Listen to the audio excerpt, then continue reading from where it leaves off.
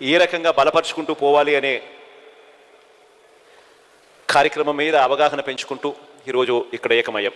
ఒకటి ప్రధానంగా కూడా అందరం కూడా గుర్తుపెట్టుకోవాల్సింది ఏమిటి అని అంటే,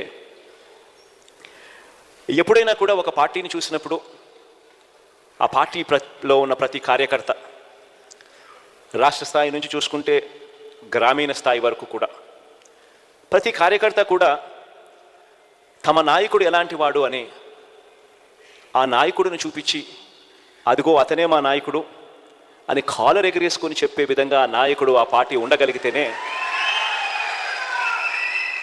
ఏ రోజైనా కూడా ఆ పార్టీకి గౌరవం ఉంటుంది. ఆ పార్టీని నమ్ముకొని ఉన్న క్యాడర్ గ్రామ స్థాయిలో తిరిగినప్పుడు, ఇంటింటికి వెళ్ళినప్పుడు ఆ క్యాడర్కి కూడా ఆ గౌరవం లభిస్తుంది. ఒక పార్టీ అన్నది ఆ మాదిరిగా వ్యవహరించాలి, పార్టీ నాయకుడు అన్నది ఆ మాదిరిగా వ్యవహరించాలి.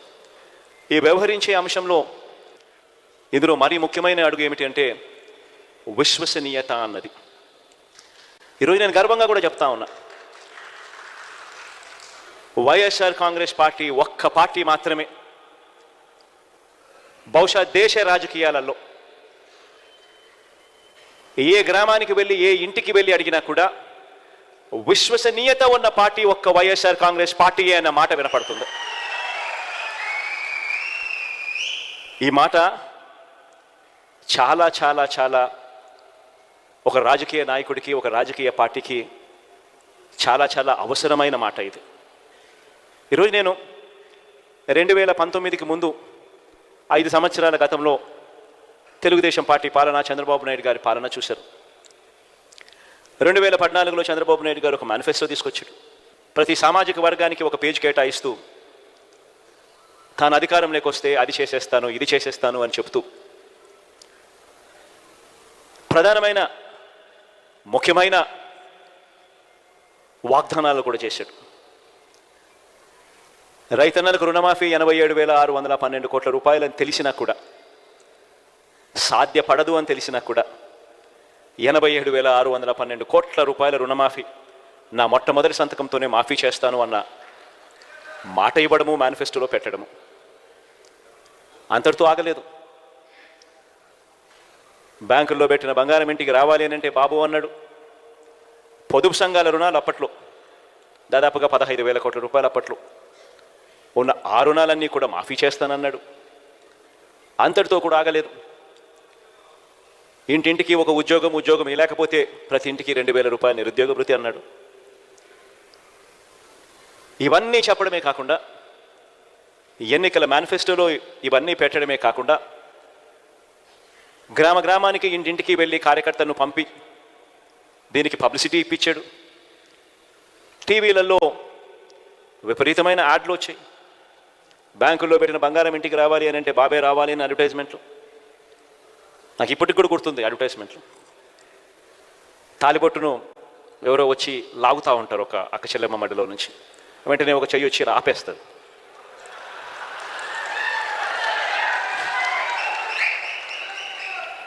ఆపితే వెంటనే మాటలు వెనకాల నుంచి, బాబు వస్తాడు, బ్యాంకులో పెట్టిన బంగారం ఇంటికి వస్తుంది అని.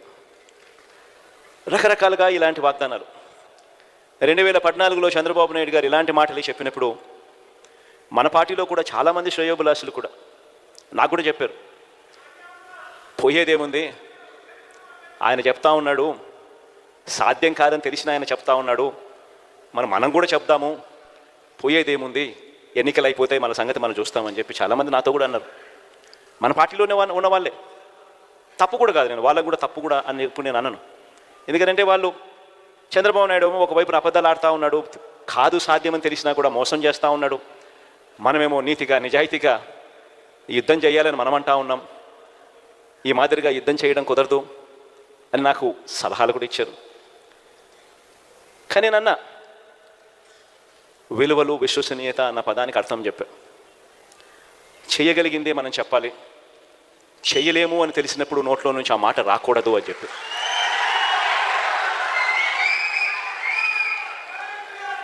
ఆ తర్వాత మనం చెప్పలేకపోయాం. చంద్రబాబు నాయుడుకు తోడు ఆయన దత్తపుత్రుడికి తోడు అప్పట్లో కేంద్రంలో కూడా మోడీ గారి గాలి కూడా వీస్తూ ఉన్నది. ఆయన కూడా వీళ్ళతో భాగస్వాముడైనాడు. అందరూ కలిసి ప్రజలను మొత్తానికైతే గొప్పగా మోసం చేశారు. మోసం చేసి అధికారంలోకి వచ్చారు. వచ్చిన తర్వాత మేనిఫెస్టో అన్నది కనపడకుండా చెత్తబుట్టలోకి వెళ్ళిపోయింది. మేనిఫెస్టో ఎక్కడ ఉంది అని కనీసం వెబ్సైట్లలో వెతికితే వెబ్సైట్లలో కూడా మేనిఫెస్టో కనిపించుకోకుండా చేశారు. ఎక్కడా కూడా ఎన్నికలప్పుడు మేము ఇది చెప్పాము, ఇలా చెప్పినాం కాబట్టి ఇది మేము చేస్తున్నాము అని చేయలేకపోగా క్యాడర్ కనీసం గ్రామాలలో ఇళ్లకు వెళ్ళి కూడా చెప్పుకోలేని పరిస్థితి. చివరికి ఏం జరిగింది? మోసం ఎప్పుడూ నిలబడదు.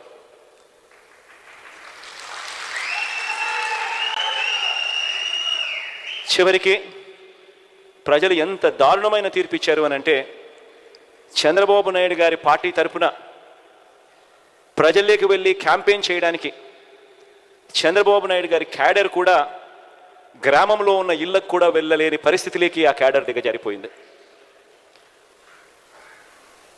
క్యాడర్ అంటే ఫలానా నాయకుడు మావాడు అని చెప్పి కాలర్ ఎగరేసుకొని చెప్పాల్సిన పరిస్థితి నుంచి ఫలాని నాయకుడు మావాడు అని చెప్పడానికి భయపడి ఏకంగా గ్రామాలలో ఇళ్లకు కూడా వెళ్ళి చెప్పాలంటే కూడా భయపడే పరిస్థితిలోకి క్యాడర్ పోయింది.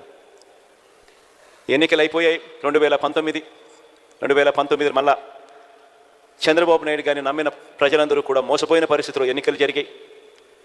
2019లో మళ్ళీ మేనిఫెస్టో అన్న అంశం మీద వచ్చింది. 2019లో మనం మన మేనిఫెస్టో తీసుకొచ్చాం. కేవలం 2 పేజీల మేనిఫెస్టో తీసుకొచ్చాం.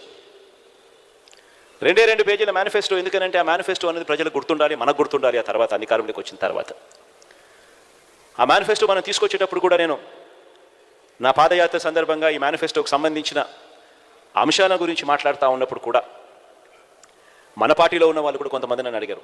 నాకు హీరోయిట్ కూడా గుర్తుంటుంది ఎప్పుడైనా ఇటువంటి మాటలు అయితే.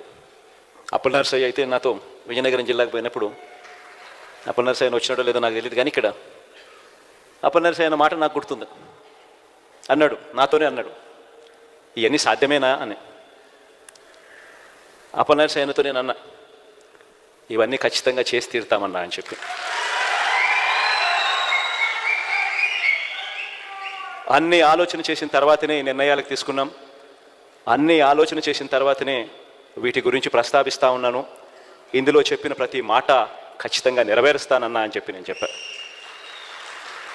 ఈరోజు 5 సంవత్సరాలు మన పాలన తర్వాత 2019లో బహుశా రాష్ట్ర చరిత్రలో ఎప్పుడు గతంలో చూడని విధంగా ఏకంగా 151 స్థానాలు, 175 స్థానాలకు 151 స్థానాలతో అధికారంలోకి వచ్చాం. 25 స్థానాలకు 22 ఎంపీ స్థానాలు గెలుచుకుని అధికారంలోకి వచ్చాం. వచ్చిన తర్వాత 5 సంవత్సరాల మన పరిపాలనలో ఆ మేనిఫెస్టో అనేది ఏదైతే మనం చెప్పామో, ఆ 2 పేజీల మేనిఫెస్టో అని మనం ఏదైతే చెప్పామో, ఆ మేనిఫెస్టో అన్నది నిజంగానే ఒక బైబిల్గా, ఒక భగవద్గీతగా, ఒక ఖురాన్గా భావిస్తూనే చిత్తశుద్ధితో అడుగులు వేశాం. ఈరోజు 5 సంవత్సరాల తర్వాత గర్వంగా కూడా ప్రతి క్యాడర్లో ఉన్న ప్రతి ఒక్కరూ, రాష్ట్ర స్థాయి నుంచి గ్రామ స్థాయి దాకా కూడా ప్రతి ఒక్కరూ కూడా గర్వంగా వెళ్ళి ఎన్నికల ముందు అక్క ఇది చెప్పాం, చెప్పినవన్నీ కూడా చేశాం అని ఏకంగా 99% హామీలన్నీ నెరవేర్చి మేనిఫెస్టో తీసుకొని వెళ్ళి మరీ ప్రతి ఇంట్లో చూపించి మీరే టిక్కు పెట్టండి అని అడిగే నిబద్ధత, చిత్తశుద్ధి వైఎస్ఆర్ కాంగ్రెస్ పార్టీకి మాత్రమే ఉంది అని కూడా చెప్తా ఉన్నాను. ఈరోజు ఈ మాటలు నేను ఎందుకు చెప్తా ఉన్నానంటే, ఈరోజు రాష్ట్ర వ్యాప్తంగా 87% ఇళ్లకు, ప్రతి కాన్స్టిట్యున్సీలో ఏ కాన్స్టిట్యున్సీ తీసుకున్నా 87% పైచిలకు ఇళ్లకు, గృహాలకు ఈరోజు మన ప్రతి పథకము ప్రతి ఇంటికి కూడా మంచి చేయగలిగాం. కుప్పం రూరల్ నియోజకవర్గం కాబట్టి అక్కడైతే ఏకంగా 93.29% ఇళ్లకు మంచి జరిగిన పరిస్థితులు అక్కడ ఉన్నాయి. ఇప్పుడు నేను చెప్పే విషయం చాలా చాలా జాగ్రత్తగా వినండి. ఇప్పుడు నేను చెప్పే విషయం కుప్పంలో నేను ప్రస్తావన చేస్తూ అన్నా. కుప్పంలో 87,000 ఇల్లులు, 87,000 చిల్లర ఇల్లులు కుప్పంలో ఉంటే ఏకంగా 83,000 ఇళ్లకు దాదాపుగా మంచి జరిగింది. ఆ మాట ప్రస్తావిస్తూ రాష్ట్ర వ్యాప్తంగా మీ జగన్ బటన్ నొక్కడం, నేరుగా నా అక్క చెల్లెమ్మల ఖాతాల్లోకి ఎటువంటి లంచాలు, ఎటువంటి వివక్షకు ఆస్కారం లేకుండా, ఎటువంటి లంచాలు వివక్ష లేకుండా ఏకంగా 2,55,000 కోట్ల రూపాయలు నేరుగా నా అక్క చెల్లెమ్మల కుటుంబాల ఖాతాల్లోకి వేశాము అని చెబుతూ ఈ 2,55,000 కోట్లకు సంబంధించి ఇందులో 1,400 కోట్ల రూపాయలు కేవలం ఈ కుప్పం నియోజకవర్గంలో ఈ 83,000 ఇళ్లకు ఈ 1,400 కోట్ల రూపాయలు ఇవ్వగలిగాము అని. 45,000 కుటుంబాలు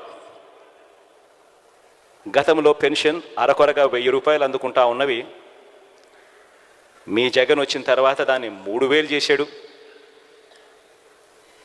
పెన్షన్ గతంలో కేవలం 30,000 ఇళ్లకు మాత్రమే వస్తూ ఉన్న పరిస్థితిని మార్చి 45,000 కుటుంబాలకు ఇవ్వడం మొదలుపెట్టింది మీ జగన్ వచ్చిన తర్వాతే అని. ఈ ఒక్క పెన్షన్ కార్యక్రమానికి ఈ 57 నెలల కాలంలో ఇచ్చింది ఒక్క కుప్పం నియోజకవర్గంలో మాత్రమే 507 కోట్ల రూపాయలు ఇచ్చాం. ఇదే మాదిరిగా చేయూత గురించి చెప్పా, ఇదే మాదిరిగా ఆసరా గురించి చెప్పా, ఇదే మాదిరిగా విద్యా దీవెన, వసతి దీవెన గురించి చెప్పా, ఇదే మాదిరిగా అమ్మఒడి గురించి చెప్పా. మొత్తంగా 83,000 కుటుంబాలకు ఏకంగా 1,400 కోట్ల రూపాయలు ఏకంగా ఈ 57 నెలల కాలంలో బటన్ నొక్కడం, నవరత్నాల ద్వారా నేరుగా నా అక్క చెల్లెమ్మల కుటుంబాల ఖాతాల్లోకి వెళ్ళిపోవడం. ఈ డబ్బుల్లో కూడా, ఈ 1,400 కోట్లలో కూడా ఆ పేదలకు ఇచ్చిన ఇళ్ల పట్టాల గురించి ప్రస్తావన లేదు. ఎందుకంటే అది కూడా కలుపుకుంటే ఈ 1,400 కోట్ల కంటే ఇంకా చాలా ఎక్కువ. ఎందుకు నేను ఈ మాటలు మాట్లాడుతూ ఉన్నానంటే, ఏ నాయకుడైనా కూడా ఒక అటువైపున 83,000 కుటుంబాలకు ఈ స్కీమ్లో ఇన్ని వేల కోట్లు, ఈ స్కీమ్లో ఇన్ని వేల కుటుంబాలకు ఇన్ని వందల కోట్లు, ఈ స్కీమ్లో ఇన్ని వేల కుటుంబాలకు ఇన్ని వందల కోట్లు, ఈ స్కీమ్లో ఇన్ని వేల కుటుంబాలకు ఇన్ని వందల కోట్లు ఇచ్చామని చెప్పి చెప్తా ఉన్నప్పుడు అటువైపున ప్రత్యర్థికి గుండెల్లో రైళ్లు పరిగెత్తడం ఖచ్చితంగా మానవ్. ఇది వాస్తవం. ఈ డేటా నియోజకవర్గ స్థాయి నుంచి, మండల స్థాయి నుంచి, సచివాలయం స్థాయి దాకా కూడా మీ అందరికీ అందుబాటులో ఉంది. ఎప్పుడు జరగని విధంగా జరిగిన గొప్ప కార్యక్రమం కేవలం ఈ 57 నెలల కాలంలో జరిగింది. ఎప్పుడు చూడని విధంగా పరిపాలనలో సంస్కరణలు తీసుకొచ్చాం, మార్పులు వచ్చాయి. అసలు గతంలో ఎప్పుడు ఊహకు కూడా అందల. నిజంగా ఇది సాధ్యమేనా? ఎవడైనా ఎన్నికలకు ముందు ఎవరైనా మనల్ని వచ్చి, మీలో ఎవరినైనా వచ్చి ఇన్ని వందల కోట్ల రూపాయలు, ఇన్ని లక్షల రూపాయలు ప్రతి ఇంటికి ఇవ్వడం, అది కూడా లంచాలు లేకుండా, వివక్ష లేకుండా ఇవ్వడం సాధ్యమేనా అని అంటే మీలో ప్రతి ఒక్కరూ కూడా అలా నవ్వేసి అలా వదిలేస్తారు, సాధ్యమయ్యేది కాదు అనే మాట. కానీ ఈ 57 నెలల కాలంలో లేదు, ఇది సాధ్యమే అని ప్రతి ఇంటికి చూపించగలిగాం. ఎక్కడ లంచాలు లేకుండా, ఎక్కడ వివక్ష లేకుండా నేరుగా ఖాతాల్లోకే నేరుగా ఆ డబ్బులు వెళ్ళిపోయి ఆ అక్క చెల్లెమ్మ కంటికే కనిపించే విధంగా చూపించగలిగాం. ఒక గొప్ప విప్లవాత్మక మార్పు పరిపాలనలో తీసుకొని రాగలిగాం. ఎప్పుడూ జరగని విధంగా, చూడని విధంగా. గ్రామాలలో స్కూళ్ళు మారాయి. ఎప్పుడు ఊహకు కూడా అందలేదు. డబ్బులున్న వాళ్ళకు మాత్రమే ఇంగ్లీష్ మీడియం బడులు, మంచి చదువులు, ట్యాబులు, క్లాస్ రూమ్లలో డిజిటల్ బోధన అని గతం.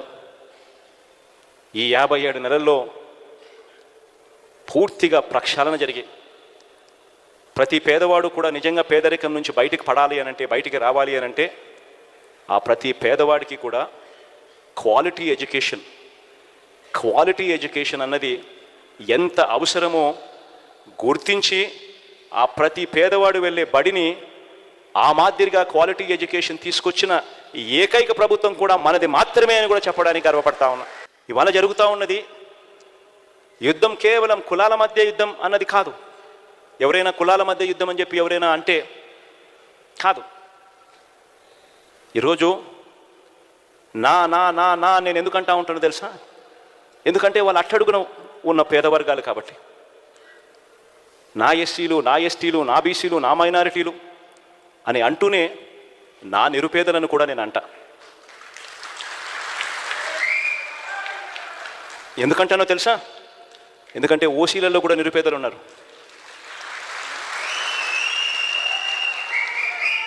ఇవాళ జరుగుతూ ఉన్నది కులాల మధ్య యుద్ధం కాదు. ఇవాళ జరుగుతూ ఉన్నది క్లాష్ వార్. గుర్తుపెట్టుకోండి. పేదవాడు ఒకవైపున, పెత్తందారులు మరోవైపున. ఇవాళ జరుగుతూ ఉన్నది ఇక్కడ. మీ జగన్ ఉంటే పేదవాడు బాగుపడతాడు.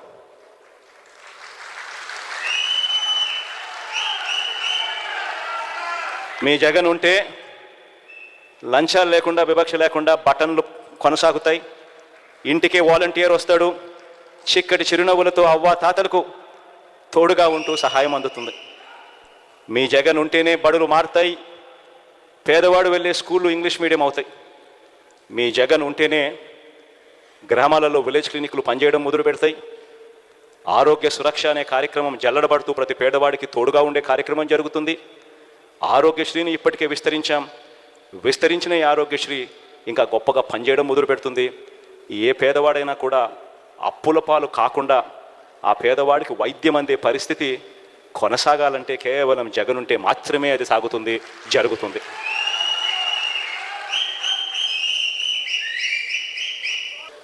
ఏ పథకం ఏ సమయంలో ఎప్పుడు ఇవ్వాలనో ఆ సమయం దాటిపోక మునిపే ఆ రైతన్నను చేపట్టుకుని నడిపించే, గ్రామస్థాయి నుంచి నడిపించే ఆర్బీకే వ్యవస్థలు ఈరోజు గొప్పగా పనిచేస్తూ ఉన్నాయి. ఎప్పుడు ఊహకు కూడా అందలేదు. ఫోన్లలో దిశ యాప్ పెట్టగలుగుతామని ఒక 5 సార్లు ఇలా ఫోన్ చేస్తే చాలు ఒక పోలీస్ సోదరుడు అక్క చెల్లెమ్మ దగ్గరికి వచ్చి అక్క ఏమైంది అని అడిగే పరిస్థితి తేగలుగుతాము అని ఎప్పుడు ఊహకు కూడా అందలేదు. ఈరోజు ఆ ప్రతి అక్క చెల్లెమ్మ ఫోన్లోనూ దిశ యాప్లో ఫోన్ 5 సార్లు షేక్ చేసినా చాలు, లేదా SOS బటన్ నొక్కినా చాలు, 10 నిమిషాల్లోనే వెంటనే పోలీసు సోదరుడు వెంటనే ఫోన్ చేస్తున్నాడు, 10 నిమిషాల్లో ఇక్కడికే వచ్చేస్తున్నాడు. ఎప్పుడు ఊహకు కూడా తట్టలేదు ఇటని చేయగలుగుతామని. మొట్టమొదటిసారిగా గ్రామాలలోనే ఒక మహిళా పోలీస్. ఇవన్నీ కూడా ఎప్పుడూ చూడని విధంగా జరిగిన మార్పులు. ఇవన్నీ కూడా ప్రతి పేదవాడి ఇంటికి తీసుకొని పోవాలి. ఇవన్నీ కొనసాగాలి అనంటే కేవలం మళ్ళీ జగన్ అయితేనే ఇవన్నీ కొనసాగుతాయన్న మెసేజ్ తీసుకొని పోవాలి.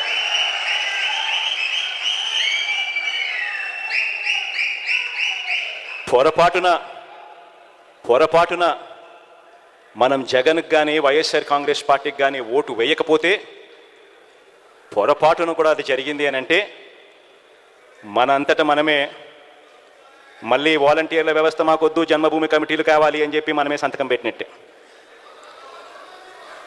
మనంతటా మనమే మేనిఫెస్టోను ఒక బైబిల్గా, ఒక భగవద్గీతగా, ఒక ఖురాన్గా భావిస్తూ ప్రతి నెల సంవత్సరం పొడుగునా ఏ నెలలో ఏమిస్తాము, ఏ పథకం వస్తుంది అని చెప్పి ఏకంగా షెడ్యూల్ ఇచ్చి, క్యాలెండర్ ఇచ్చి ప్రతి నెల కూడా అమలు చేస్తూ ఉన్న ఈ పథకాలన్నీ కూడా మనమంతటా మనమే వద్దు అని సంతకం పెట్టి ఇచ్చేసినట్టే. మళ్ళీ మేనిఫెస్టో చెత్తబుట్టలోకి వెళ్తుంది. మళ్ళీ ఎవడు పేదవాడి గురించి ఆలోచన చేసే పరిస్థితి ఉండదు. విశ్వసనీయత అన్న పదానికి అర్థం ఎక్కడా ఉండదు. మళ్ళీ పేదవాడు బతుకు చిన్న భిన్నమే అన్న సంకేతం ప్రతి పేదవాడి ఇంట్లోనూ వెళ్ళాలి. ప్రతి పేదవాడికి చెప్పాలి, అమ్మా జగన్ ఏదైనా చెప్తే చేస్తాడు, చెప్పే ముందు 4 సార్లు ఆలోచన చేస్తాడు, చేయగలిగింది మాత్రమే చెప్తాడు. కానీ చంద్రబాబు నాయుడు అలాంటి వ్యక్తి కాదు. ఈ ఎన్నికల కోసం, ఓట్ల కోసం ఏమైనా చెప్తాడు, ఎవరినైనా మోసం చేస్తాడు అవసరం కోసం అన్నది మన కళ్ళ ఎదుటినే కనిపించిన సత్యం. 2014లో ఇదే చూసాం, దానికన్నా ముందు ఇదే చూసాం. ఇవాళ తాను కేజీ బంగారం ఇస్తానని చెప్తున్నాడు, ప్రతి ఇంటికి బెంచ్ కారు కొనిస్తానంటున్నాడు. మళ్ళీ జరగబోయేది మాత్రం మళ్ళీ ఇదే అమ్మా అని చెప్పి ప్రతి ఇంటికి వెళ్ళి చెప్పే పరిస్థితి రావాలి. ఈ 45 రోజుల్లో ఇక ఎన్నికలు జరగబోతున్నాయన్న సంగతి జ్ఞాపకం పెట్టుకోండి. ఈ 45 రోజులు దాదాపుగా మన పార్టీలో అయితే మోరల్లెస్ టికెట్లన్నీ మోరల్లెస్ అందరికీ కన్ఫర్మ్ అయినట్టే మోరల్లెస్. ఎందుకంటే మార్చాల్సినటువన్నీ దాదాపుగా ఇప్పుడే 99% మార్చేసినాము. ఇంకా ఏదైనా ఉంటే ఒకటో ఆరో ఏదో అన్నా ఉంటే అక్కడో ఇక్కడో ఏదో ఉంటే మొత్తం కలిపినా కూడా పెద్ద ఎక్కువేమి ఉండవు. కాబట్టి అందరికీ మోరల్లెస్ కన్ఫర్మే. కాబట్టి ఖచ్చితంగా పోండి, ఆర్గనైజేషన్ మీద ధ్యాస పెట్టండి. ఇంతగా ప్రతి ఇంటికి మంచి చేసి ఇదిగో ఇన్ని లక్షలు మీ ఇంట్లో మంచి జరిగింది అని చెప్పి ఏకంగా లెటర్ల రూపకంలో ఇచ్చి ఆ జరిగిన మంచిని చెప్పగలిగిన పరిస్థితి బహుశా దేశ చరిత్రలో ఏ పార్టీ కూడా తమ ఎమ్మెల్యే అభ్యర్థులకు ఇచ్చిన పరిస్థితి ఎప్పుడు ఉండకపోవచ్చు. ఒక వైఎస్ఆర్ కాంగ్రెస్ పార్టీ మాత్రం మన ఎమ్మెల్యేలకు ఆ అవకాశం ఇస్తూ ఉంది. కాబట్టి మీరు చేసుకోవాల్సిందల్లా ఇంకా ఆర్గనైజేషన్ మీద ధ్యాస పెట్టడం. రాబోయే రోజుల్లో నేను ఒకటే చెప్తా ఉన్నా, ప్రతి నియోజకవర్గం ఏ గ్రామం తీసుకున్నా అందులో 93%, 87% ఇళ్లకు మనం మంచి చేసాం. 93, 87, అయితే నగరాలు సిటీలు అయితే 80 ఎక్కడ చూసినా ఈ స్థాయిలో మంచి జరిగింది. మరి 87% ఇళ్లకు మంచి జరిగితే అది ఏ నియోజకవర్గం అన్నా ఉండని, కుప్పం నుంచి ఇచ్చాపురం వరకు ఏ నియోజకవర్గం అన్నా ఉండని, ఇదే పరిస్థితి ప్రతి నియోజకవర్గంలో కూడా జరిగితే చేయగలిగినది ఏ ఇంట్లో ఎంత మంచి చేశామని ఏకంగా లెటర్లు తీసుకొని పోయి అక్క మీ ఇంట్లో ఇన్ని లక్షల రూపాయలు మంచి జరిగింది అని చెప్పి చెప్పగలుగుతా ఉన్నాం. మరి ఇంత మంచి జరిగినప్పుడు ప్రతి ఇంటికి ప్రతి గ్రామంలోనూ ఎందుకు మెజారిటీ రాకూడదు? ఆ గ్రామంలో వచ్చే మెజారిటీ ప్రతి మండలానికి ఎందుకు రాకూడదు?